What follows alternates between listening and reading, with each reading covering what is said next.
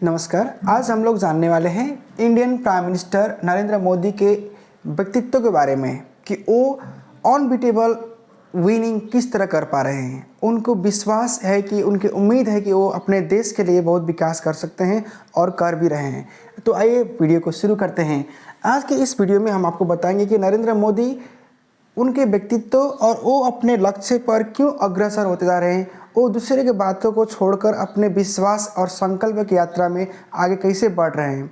वो अपने जीवन में क्या कुछ नहीं कर पाते, लेकिन वो सब कुछ त्याग कर अपने जीवन में बहुत आगे बढ़ रहे हैं और बढ़ भी चुके हैं, क्योंकि आज वो भारत को एक विश्व गुरु के बनाने के चक्कर में, यानी कि विश्व गुरु बनाने के लिए वो प्रयत्नशील है। और उनके नाम बस भारत में ही नहीं बल्कि दुनिया भर में सब लोगों में वो प्रसिद्ध हैं। वो एक ग्लोबल लीडर के रूप में अपने आप को स्थापित कर चुके हैं। तो आइए देखिए, नरेंद्र मोदी की यात्रा तो वैसे तो गुजरात से शुरू हुआ था, 2000 से शुरू हुआ, लेकिन हम आज आपको बताएंगे 2014 के बाद क्या हुआ।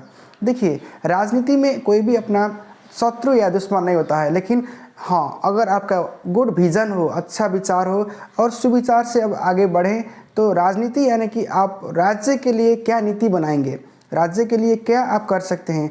अगर आप में एक अच्छी सोच रहे तो आप अपने पार्टी के अंदर भी और समाज में भी, राष्ट्र में भी, आप जो भी कॉमन मैन है, जो भी पीपल है, जो भी आदमी है वहाँ पे, जो सारे उनके सपोर्ट में आ सकते हैं। देखिए, 2014 में बात करेंगे कि मोदी पहली बार चुनाव लड़े थे बनारस से, और पूरे देश में उनके पार्टी ने यानी कि बीजेपी ने 282 सीट हासिल किया था, जिसमें कि उनके अलायंस जो एनडीए है उसमें सब मिलाकर 336 का आंकड़ा पार किया था।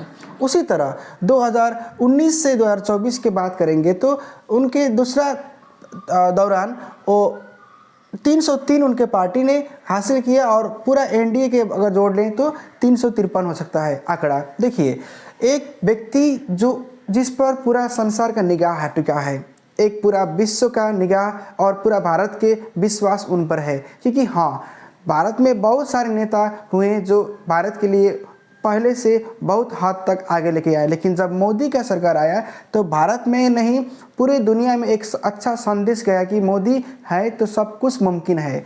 तो देखिए, can Modi win the upcoming election with huge majority. 2014 के बात करें, 2019 के बात करें तो उसके दौरान मोदी ने जो भी फैसले लिए, जो भी अपने डिसीजन लिए, उनमें वो खड़ा उतरे हैं। उनको किसी बात का भय नहीं है, और वो जो भी है कोविड के टाइम में, कोरोना के टाइम में जो भी निर्णय उन्होंने लिए थे, जो भी देश के लिए वो कर रहे हैं, उनके बलबूते पर, उनके विश्वास पर वो देश में खड़े उतरे हैं। अब जानेंगे कि 2014 से लेकर 2019 तक क्या होने वाला है। ये तो सबके लिए सस्पेंस है कि कितना सीट उनको मिलेगा, लेकिन ये बिल्कुल ही सही बात है कि वो फिर से इलेक्शन विन करेंगे, यानी कि फिर से वो जीत पाएंगे, क्योंकि इसमें कोई भी शंकाएं नहीं है, कोई भी दो राय नहीं है, क्योंकि उनके अपोजिशन में कोई भी नहीं दिख पा रहा है, क्योंकि सब अपोजिशन एक दूसरे से भिड़े हुए हैं और वो एक वन मैन आर्मी की तरह बहुत ही डट कर खड़े हुए हैं।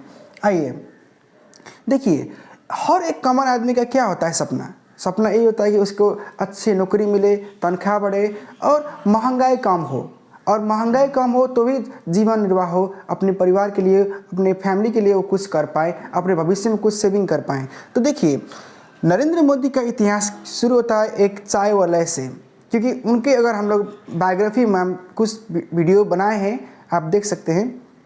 नरेंद्र मोदी की शुरुआत होता है, वो लोग 5 भाई और 1 बहन है। उनके माता पिता जो है बहुत ही कॉमन मैन, एकदम गरीब परिवार से बिलोंग करते हैं, गुजरात से। देखिए, अगर आदमी ग्रास लेवल से आया हो, अगर वो संघर्ष करके आया हो तो जीवन में कभी नहीं हारेगा वो। और क्योंकि जब कुछ खोना नहीं है तो कुछ पाने का इच्छा तो करना ही है, क्योंकि कुछ नहीं है, बैकग्राउंड एकदम नॉर्मल है, सामान्य परिवार से वो आते हैं। तो देखिए, उनके क्या है कि वो जानते हैं कि हर सामान्य से सामान्य मानवीय की इच्छा क्या है, हर मानव के लिए वो कर सकते हैं।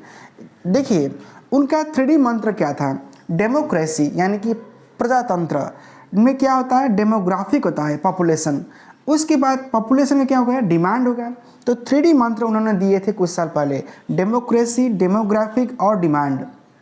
देखिए भारत विश्व के सबसे युवा वाले देश है, इसमें युवा शक्ति आपको मान के चलिए कि 65% से ऊपर का युवा शक्ति भारत में रहते हैं। अगर युवा चाहे तो सब कुछ हो सकता है। तो मोदी का क्या मंत्र है कि वो युवाओं को लक्षित करके अपना विजन बनाते हैं और उसमें वो खड़े उतरते हैं। देखिए भारत में बात करेंगे कि 28 स्टेट्स हैं, इसमें से यूनियन टेरिटरी को जोड़ लीजिए 8। तो देखिए उनका मंत्र अभी क्या है कि सबका साथ, सबका विकास और सबका प्रयास। एक सकारात्मक सोच और साझा संकल्प से वो खड़े उतरे हैं। उनका उम्र को बात करेंगे कि 73 साल का उम्र हो गया है, लेकिन एक दिन भी वो विश्राम नहीं करते हैं।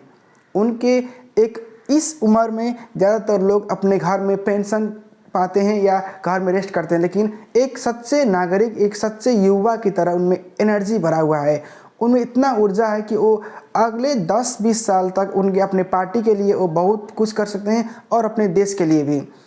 इसमें क्या है कि उनमें एक सोच है, एक विचार है जो दूसरों में नहीं पाया जाता है। दूसरों पारिवारिक एक परिवारवाद से होता है, लेकिन उनकी प्रयास क्या है। अगर आज ये बात करेंगे तो उनके फैमिली में से कोई भी सरकारी नौकरी में नहीं है, यानी कि उनके सभी फैमिली मेम्बर्स अपने अपने कामों में व्यस्त हैं और वो बस एक ही आदमी अपने पार्टी, अपने देश के लिए सभी बलिदान, सभी कुछ जो कर्म होता है वो कर रहे हैं। तो देश के विकास के लिए देखिए हर पार्टी अच्छी बुरी नहीं होता है, लेकिन हाँ अच्छा बुरा होता है आदमी का सोच और उस लीडर में जनता विश्वास करे, भरोसा करे। तो हम आज समझते हैं, देखिए नरेंद्र मोदी के जो ग्राफ कहते हैं कि वो ह्यूज मेजॉरिटी यानी कि बहुत सारी सीट अब भी वो पाएंगे और भारत में एक बहुत ही और निर्णय करेंगे, डिसीजन करेंगे कि भारत को विश्व गुरु बनाने के लिए वो तत्पर हैं और भारत जल्द ही विश्व गुरु बनने वाला है। आप इस वीडियो को लाइक, शेयर और सब्सक्राइब कीजिएगा। अगर आप नए हैं तो धन्यवाद।